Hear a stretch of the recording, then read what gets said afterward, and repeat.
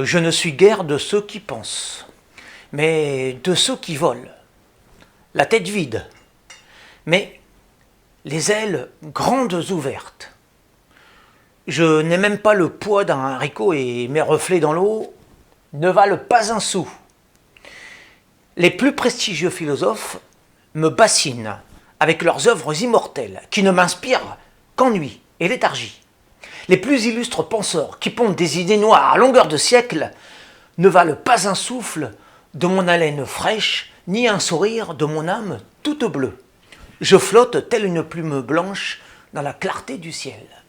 Je suis une miette de vie, une poussière d'humain, une fumée dans le vent, certes, pas grand-chose aux yeux des augustes accoucheurs de savoir. Mais au moins, je plane, je monte, ne me prenant nullement au sérieux, car totalement dénué de plomb.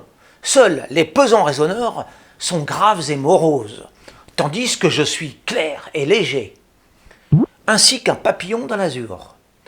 Loin des frelons noirs, je veux parler de ces esprits tourmentés, pénibles, trop indigestes pour mon appétit du bonheur. Riche de ma joie de vivre, toute simple, je ne m'occupe pas des pensées sévères du monde, des livres doctes et austères, aux pages si lourdes. Je respire l'air de l'allégresse sans m'embarrasser de ce poussiéreux trésor fait pour les morts. Je suis un idiot ravi, un ego heureux, un angelot enchanté d'exister. Nietzsche, Goethe, Pascal, Descartes, Kant, Marx, Heidegger, Spinoza, etc. Quelle infecte marmite d'andouille, quelle affreuse soupe de fous érudits, si sûrs de leur sublime vérité et cependant si peu enclins aux amusements de l'incarnation.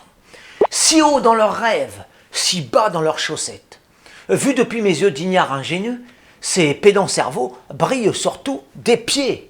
Voilà de bien pompeuses ampoules éclectiques, des gens si profonds, si impressionnants, si occupés à prendre de la place au-delà de leur ombre qu'ils nous en oublient de cueillir à l'instant présent et de humer la rose du jour.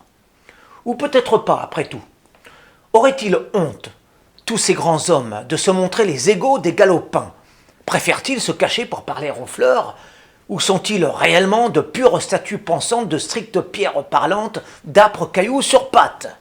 Ils se prétendent tous émetteurs de lumière avec leurs savantes réflexions, et pourtant leur bobine est sinistre. Leurs allures sont raides, et de leur cheminée cérébrale ne sortent que des volutes sombres qui opacifient le monde. Et quand parfois ils l'éclairent quand même de leurs fumerolles de grands sages à barbe et à pipe, rendent-ils plus heureux les êtres?